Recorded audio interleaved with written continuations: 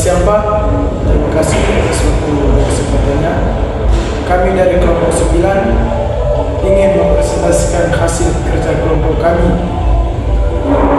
Perkenalkan, nama lengkap saya Arnold Serna, kelas A, semester 4, Prodi PGSD. Saya atas nama Francisca Moyatu, kelas A semester 4. Saya atas nama Antonia Anita Yuliana Jawa, kelas A semester 4. Saya atas nama Eleonora Fitriana Azu, kelas A semester 4. Saya atas nama Donatus Santana, kelas A semester 4. Waktu selanjutnya saya persilakan para pembaca untuk mempresentasikan. Yang pertama, desain penelitian pengembangan dengan judul penelitian pengembangan metode pembelajaran berbasis problem based learning untuk meningkatkan keaktifan belajar siswa kelas 4 SDI. Yang pertama, latar belakang dan tujuan. Penelitian ini bertujuan mengembangkan metode pembelajaran berbasis problem based learning agar mampu meningkatkan keaktifan belajar siswa kelas 4 SDI Mahtaiyah. Selain itu, penelitian juga mengkaji proses penerapan, kendala yang dihadapi, tingkat keaktifan siswa, serta validitas metode yang dikembangkan. Yang kedua, metode penelitian. Yang pertama, jenis penelitian yaitu Research and Development. Yang kedua, model pengembangan yaitu ID yang terdiri atas perancangan, pengembangan, implementasi, dan evaluasi. Yang ketiga, subjek penelitian. Yang pertama, lokasi di SDI Mahtaiyah, guru kelas 4 sebagai subjek guru, siswa kelas 4 sebanyak sekitar 15-20 orang sebagai subjek penelitian. Yang keempat, teknik pengumpulan data. Data dikumpulkan melalui observasi, wawancara, dokumentasi, dan angket, dan tes. Yang kelima, instrumen penelitian.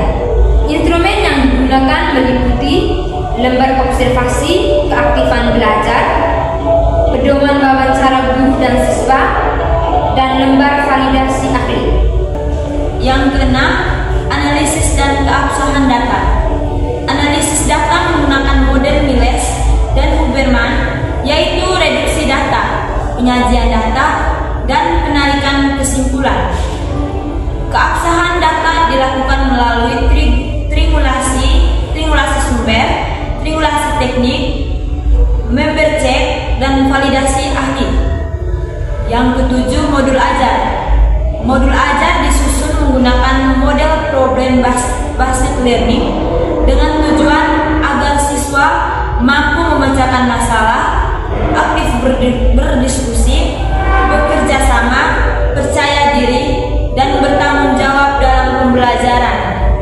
Yang kedelapan, asesmen. Penilaian mencakup 3 aspek. Yang pertama, sikap, pengetahuan, keterampilan dengan rubrik penilaian yang jelas untuk mengukur hasil belajar siswa. Yang kesembilan, refleksi.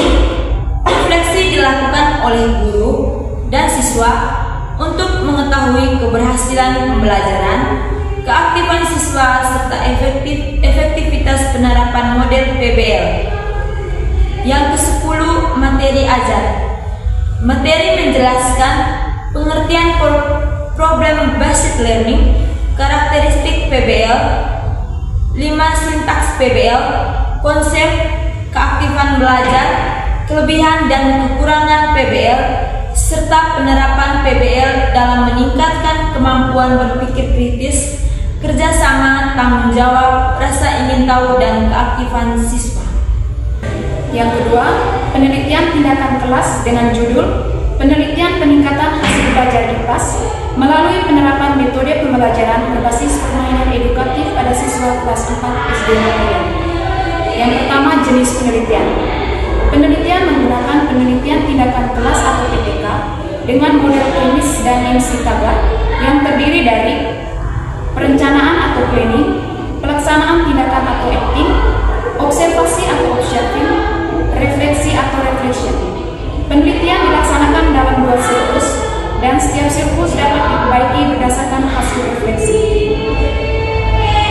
Yang kedua, latar belakang.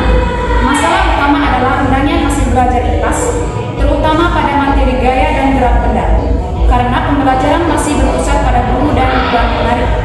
Solusinya adalah menerapkan metode pembelajaran berbasis permainan edukatif agar siswa lebih aktif, termotivasi dan mudah memahami materi. Ketiga, rumusan masalah. Bagaimana penerapan metode pembelajaran berbasis permainan edukatif pada pembelajaran IPAS? Apakah metode tersebut dapat meningkatkan hasil belajar siswa?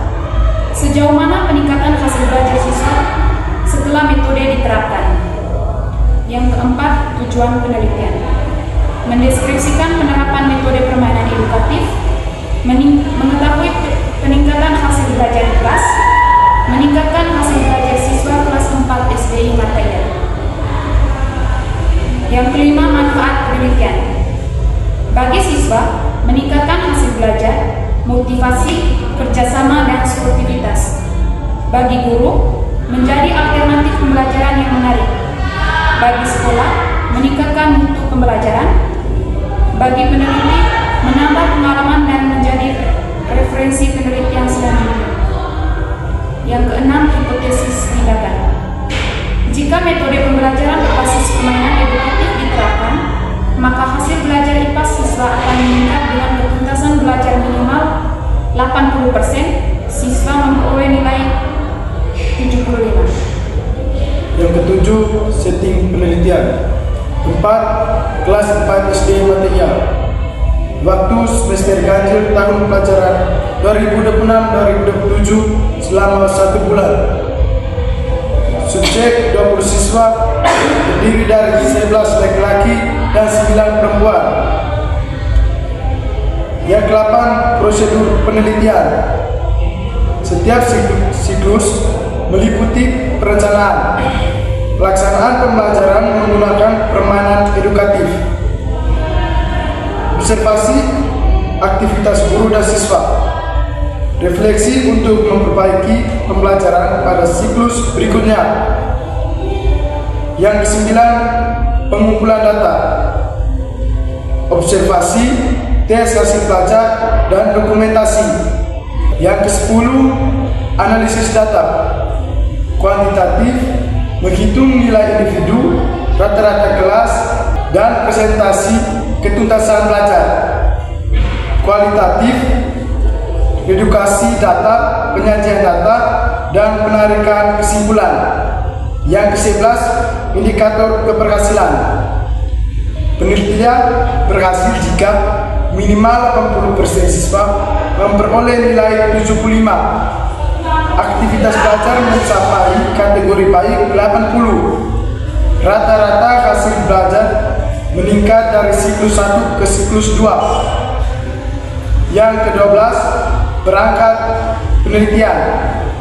Dokumen juga dilengkapi dengan modul ajar, lembaran observasi guru dan siswa, soal teks pilihan ganda, dan uraian beserta kunci jawaban dan LKPD. Asesmen refleksi guru dan siswa. Materi ajar tentang gaya dan gerak benda. Jadwal penelitian, kisi-kisi instrumen tes, rubrik penelitian, permainan edukatif. Yang ketiga, desain penelitian eksperimen berjudul Pengaruh Penerapan Metode Pembelajaran Berbasis Permainan Edukatif Terhadap Hasil Belajar IPAS Siswa Kelas 4 SDI Mata IAP. 1. Judul penelitian. Penelitian ini bertujuan mengetahui pengaruh metode pembelajaran berbasis permainan edukatif terhadap hasil belajar IPAS siswa kelas 4 SDI Mata IAP. Yang kedua, rumusan masalah.